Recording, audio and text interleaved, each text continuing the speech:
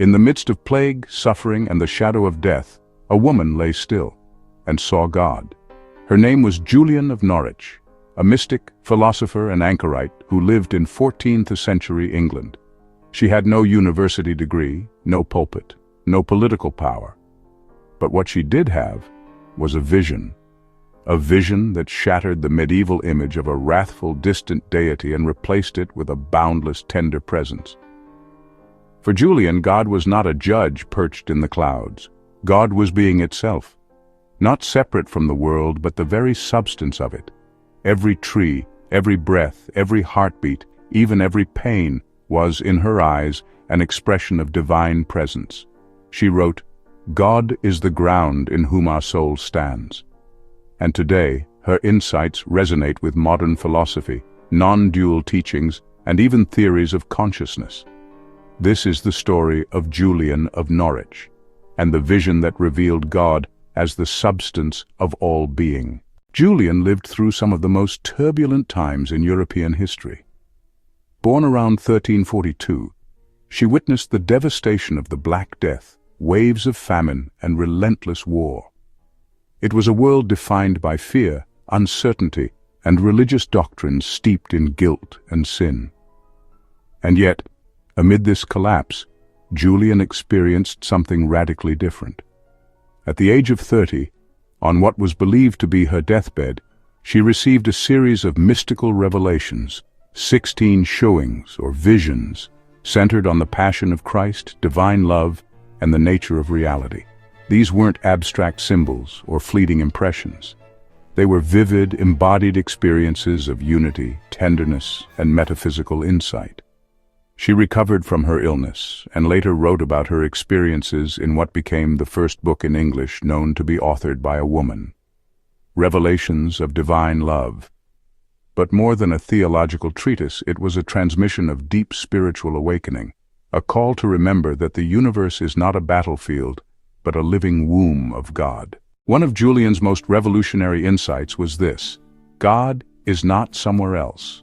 God is not a figure outside of reality. Rather, God is reality. She wrote, "God is in everything, and everything that is in God." This isn't theism in the traditional sense. It's panentheism, the idea that God is in all things and all things are in God. It mirrors ideas from Meister Eckhart, Spinoza, Advaita Vedanta, and even modern non-duality. But Julian's language was uniquely intimate. She spoke of God as our true substance, the very fabric from which we are made. And this changes everything. If God is the ground of being, then separation is an illusion. You were never apart from God. You are within God and God within you.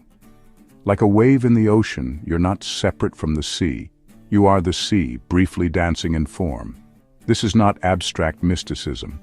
It's a lived realization of radical unity. One of the most poetic and profound moments in Julian's writings is her vision of a small hazelnut lying in the palm of her hand. She wondered how such a tiny thing could even exist. And then came the answer: it exists, it lasts, and it is loved. For Julian, this single hazelnut contained the mystery of the entire universe. Its existence was not random, it was held by love. She saw that every being endures because it is rooted in divine care. This speaks to a cosmology of intimacy, where even the smallest form is not forgotten by the divine. Her vision anticipates the modern idea that consciousness or divine intelligence pervades all levels of reality. It echoes the teachings of panpsychism, where awareness is not a byproduct of complexity, but a fundamental property of existence. Even a hazelnut, even your breath, is an expression of divine presence. There is no such thing as empty space. Everything is held, animated, and sustained by what Julian called the endless love that moves and is in all. Julian did not deny suffering. In fact, her revelations took place while contemplating the agony of Christ. But here's the radical turn. She saw suffering not as punishment, but as part of a divine unfolding.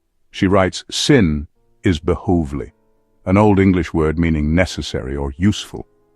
At first glance, this sounds troubling, but what Julian meant was not that suffering is good, but that nothing is wasted in the divine economy. Even what seems broken is gathered into a greater wholeness. In her vision, God tells her, all shall be well, and all shall be well, and all manner of things shall be well. This is not optimism. It's a mystical recognition that the ground of being is love, and that love will, in time, draw all things back into itself, even our mistakes, even our pain. This reframes the entire human experience. You are not condemned. You are being transformed through shadow and light into fuller awareness of what you already are. Julian was one of the first Christian writers to openly speak of God as mother. Not metaphorically, literally. She described God's love as maternal, nourishing, birthing, nurturing, embracing. This wasn't meant to replace the father image, but to complete it. She wrote, "As truly as God is our Father, so truly is God our Mother." This was radical in her time, and still is. But it makes profound metaphysical sense.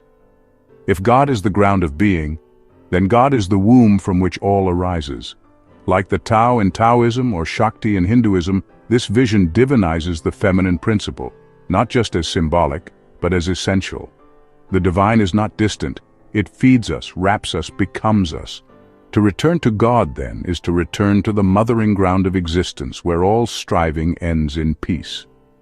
Julian's God was not a tyrant in the sky, but a cosmic mother whose arms are existence itself.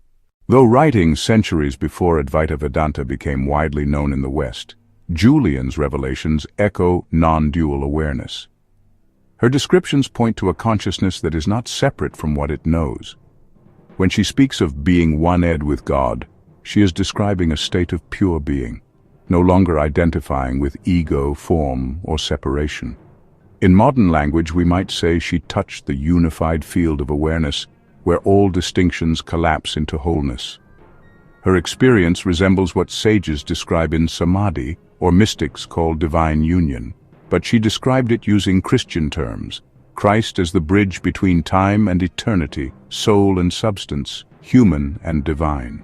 And yet, beyond language, her core message remains: you are not apart, you are not lacking, you are already held in what you seek. God is not a belief. God is your being, before thought, before fear, before name. God is what's looking through your eyes right now. Julian of Norwich left us with no dogmas, no commandments, just a vision of love as the structure of reality, of being as divine, of suffering as transformation, and of a God so intimate, so near, that to search for him is to miss what's already here. She wrote, "He is the ground, he is the substance, he is the same that is highest, and he is the same that is most low." What she saw was not just a new theology, it was a new cosmology, one in which God is not the ruler of the universe, but its essence. In a world still fractured by fear, separation, and confusion, Julian's words come like a balm. All shall be well, all shall be well, all manner of things shall be well, not because life is easy, but because you were never alone, you were always already home.